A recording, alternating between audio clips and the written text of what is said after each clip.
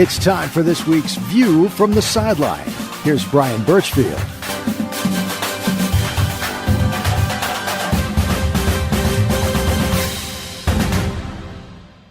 It's time for this week's View from the Sideline. Joining me first is going to be Zac Perian, then later be Ethan Dupree here on this week's View from the Sideline. But up first, Zac Perian, senior defensive end, and last week our Domino's player of the game. Zach, how you doing? I'm doing great. How about you?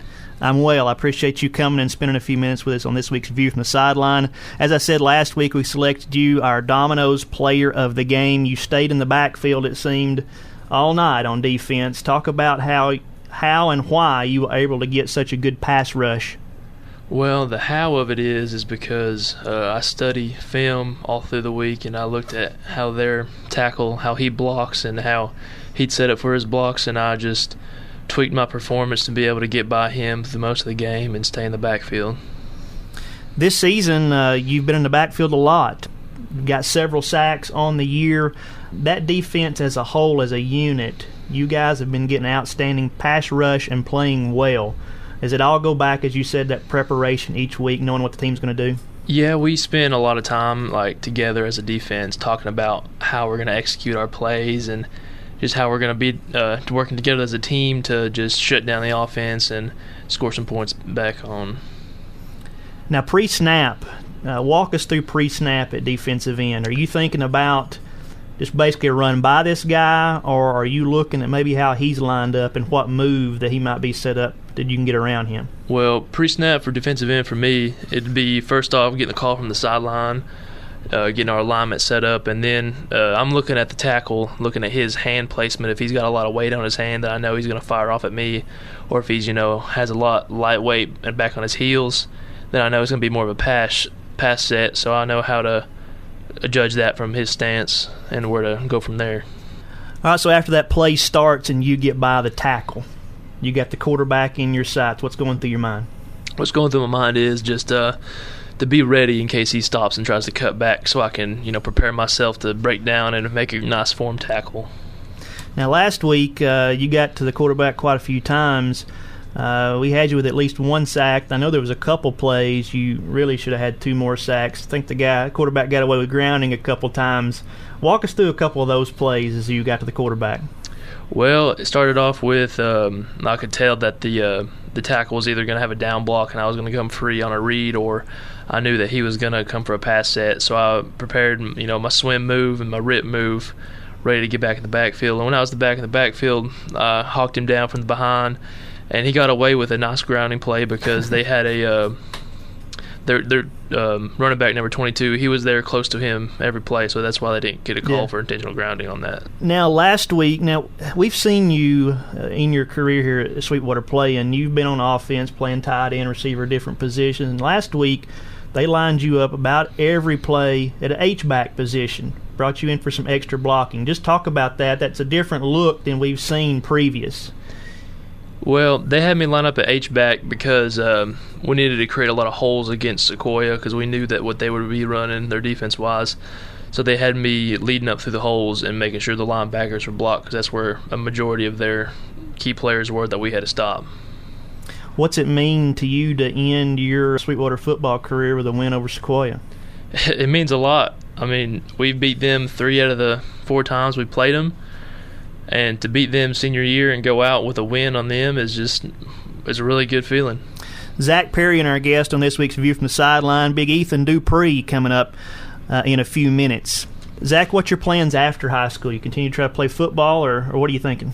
Yeah, I'm going to continue to play football, hopefully down close to Chattanooga area, UTC, and run there. And I'm going to go to be an automotive engineer. Zach, tonight, homecoming at Sweetwater High School, big region opponent, Red Bank. First, talk about homecoming and the importance to you as a student and the guys for that homecoming week. Well, homecoming for us at SHS is a really big week for us because we all have a lot of school spirit there, and we all just love cheering on everyone else at the school. I mean, we all get behind everything and all the homecoming events we have. we just really get together as a whole student body and get together and celebrate. Do you guys feel prepared to play this good Red Bank team coming in here tonight? Most definitely, yes. We've been preparing hard all week, practicing hard, real focused at practice, really looking to shut down their defensive end this week and hoping he's not going to get any yards back in the backfield. Zach, thank you for your time and good luck tonight against Red Bank. Thank you, sir. I loved playing high school sports. I loved the competition, the camaraderie, the bands, the crowds, all the pageantry, and I wanted to keep playing. But I graduated. No colleges called, and neither did the pros. So, to stay close to the game I loved, I decided to become a high school official. You know, a referee. When I played high school sports, I learned the importance of integrity, good sportsmanship, and respect for the rules. Now, as a high school official, I get to help model these same values to others. Maybe the colleges and the pros didn't call, but the kids in Tennessee did. And now, I'm enjoying the competition, the camaraderie, the bands, the crowds, and all the pageantry of high school sports all over again. This message presented by the Tennessee Secondary School Athletic Association and the Tennessee Interscholastic Athletic Administrators Association. Back here on this week's View from the Sideline, ready for our second guest. Joining me now, senior left guard, Ethan Dupree. Ethan, how you doing? Good, how are you? Good. I appreciate you taking a few minutes and spending with us on this week's View from the Sideline. Tell us about this season so far. You guys have been playing hard. Talk about that offensive line, how you feel you've been working as a unit.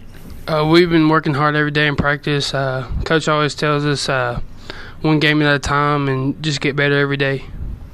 Tell us about that left guard position. What's some of the things that you have to remember play to play that you have to do? You have to remember certain plays, like whether you pull or not, your pass protections. It depends on what the coach calls. What's your favorite run or pass? What's your favorite block? I'd have to say run because sometimes I get the pull on, so it'd have to be run. Tell us the difference for those people out there listening who never played organized football. What's the difference in between run and pass blocking? Run, you get to go and hit people, and then pass, you have to sit back and let them come at you. It's your senior season, Ethan. Have you thought about that? Thought about this your last year playing for Sweetwater High School?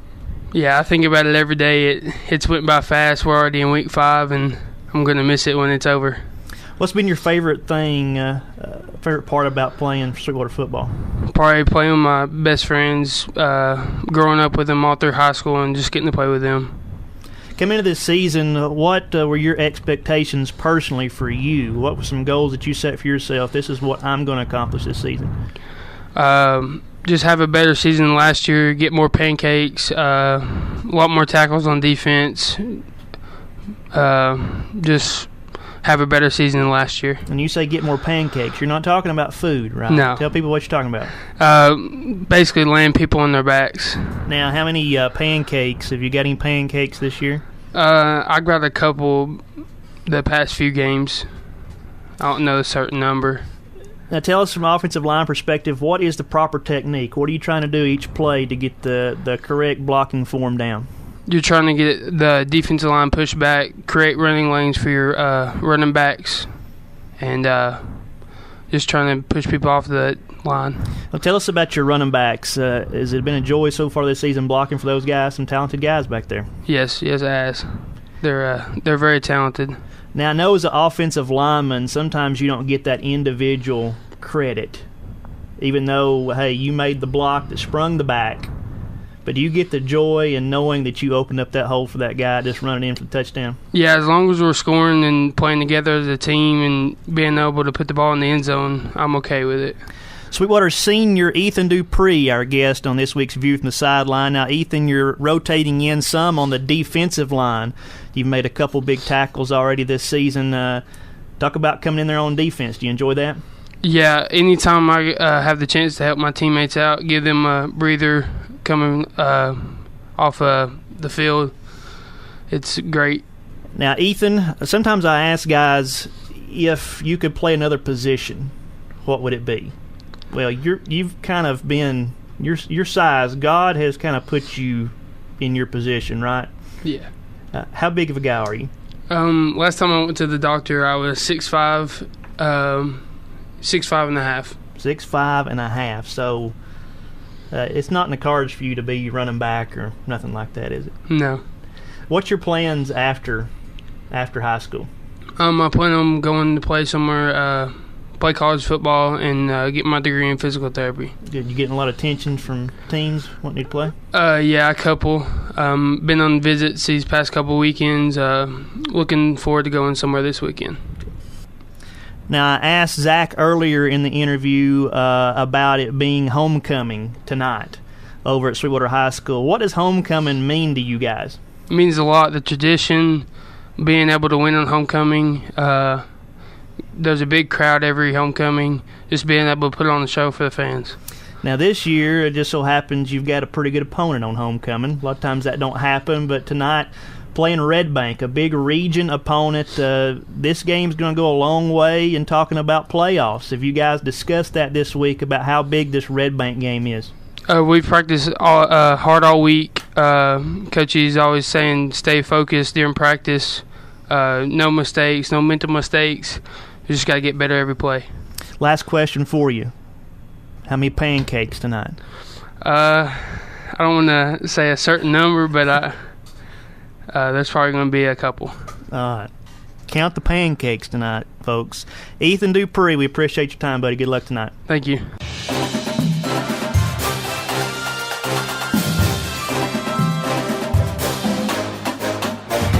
You've been listening to The View from the Sideline. The Fairweather Financial pregame show is coming up next.